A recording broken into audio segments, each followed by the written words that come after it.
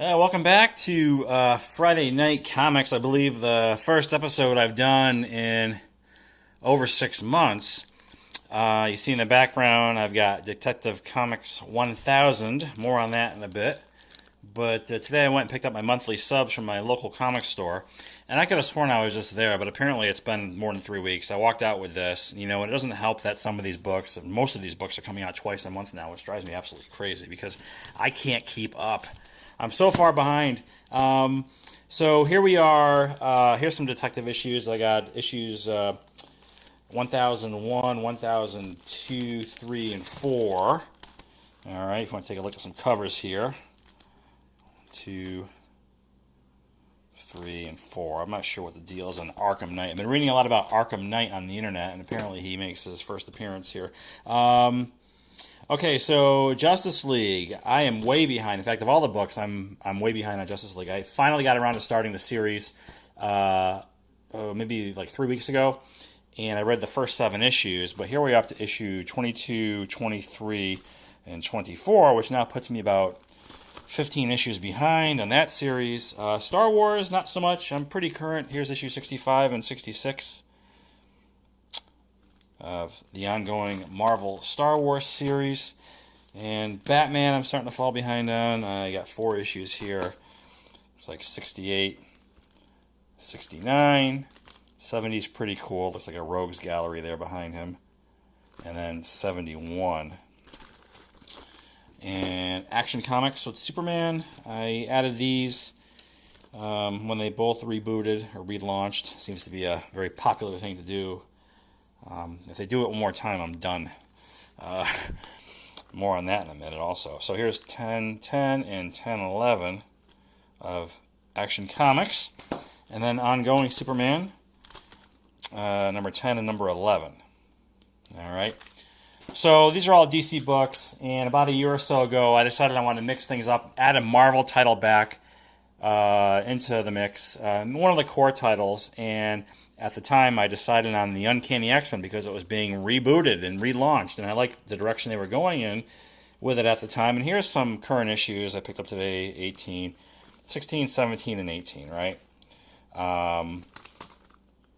But the first one that I picked up was this variant cover way back when, and this is another homage to the original X-Men number 1 from, I think it's 1966. I could be wrong, but it's just a refreshed look at the cover with different characters and really nice artwork here. And this was the vendor was IG Comic Store. This is number 234 out of 600, which is relatively low print run, I guess. I mean, in the world of baseball cards, that's not a lot of cards. I'm not sure if in the world of comics it carries over the same sort of rationale. But anyway, it's limited, but I didn't really care about that. I just like the cover.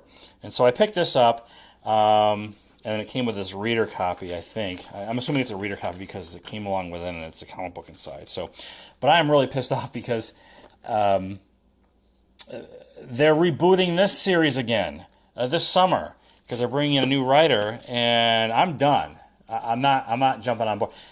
The only positive is that I haven't started reading the X-Men yet, so I've read none of those books, and at this point, I'm not going to. If it's going to be, if there's not going to be any continuity with this another relaunch, which is just ridiculous. I mean, also what I liked about this series too. Let me go back to that. Is they went back to the legacy numbering. So here's legacy number. You see that 640 of Uncanny X-Men, which I like when they do.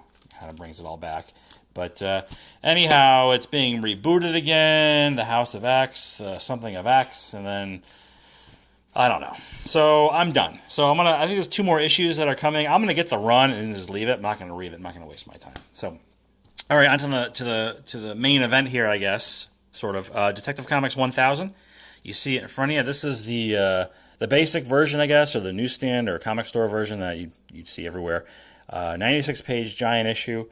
But the real highlight here is what I have behind it, and it is a Alex Ross signature series, Detective Comics number 1000, and another cover homage, this time to Detective number 27, I believe it was, which featured the very first appearance of Batman in a comic book. And I love Alex Ross's artwork. You see his signature here. Just a really nice looking book. I didn't realize how popular it sold out. I was fortunate enough to get an order in, and I'm lucky because I was debating, I was traveling in New Jersey at the time, and I got the email notification that it was now available for sale. And so I'm in my car on my cell phone, say, okay, I'll go ahead and order it, I guess, get it out of the way. And I had trouble ordering it. It was very slow, the website. And I realized afterwards, because everybody else was trying to order it, among other things, there was different options available with this book. You had different covers. You had some that weren't signed. There's 1 and 2 book sets available. I just like this one, a 9.8 signature series with this particular cover, and set me back about $200. But I think it's worth it. I mean, they go for more than twice that now on eBay. So here's the back. There's really not much there, just the Alex Ross art logo. And I wanted to get this in because I don't foresee any CGC comic pickups for the foreseeable future. I don't foresee for the foreseeable future. That makes sense.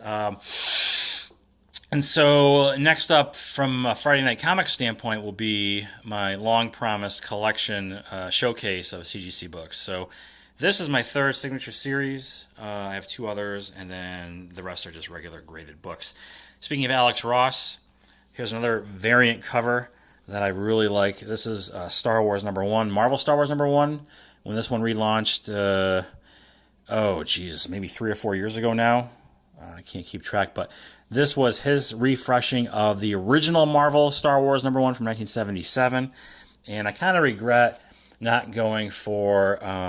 I saw on eBay one time, just basically a CGC signature 9.8, signed by Alex Ross, and I let it get by. I think it was like a couple $100 also.